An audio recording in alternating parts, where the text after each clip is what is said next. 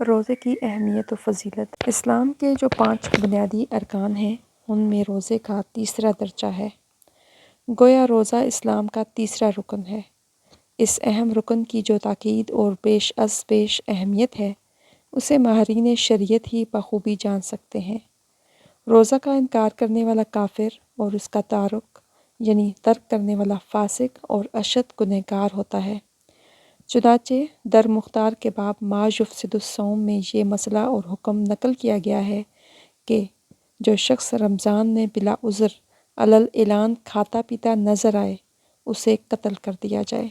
روزہ کی فضیلت کے بارے میں صرف اسی قدر کہہ دینا کافی ہے کہ بعض علماء نے اس اہم ترین اور باعظمت رکن کے بے انتہا فضائل دیکھ کر اس کو نماز جیسی عظیم الشان عبادت پر ترجیح اور فضیلت دی ہے۔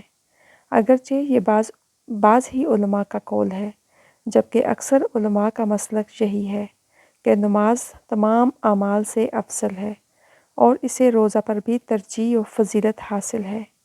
مگر بتانا تو صرف یہ ہے کہ جب اس بات میں علماء کے ہاں اختلاف ہے کہ نماز افضل ہے یا روزہ، تو اب ظاہر ہے کہ نماز کے علاوہ اور کوئی بھی دوسرا عمل اور دوسرا رکن روزے کی ہمسری یا برابری نہیں کر سکتا۔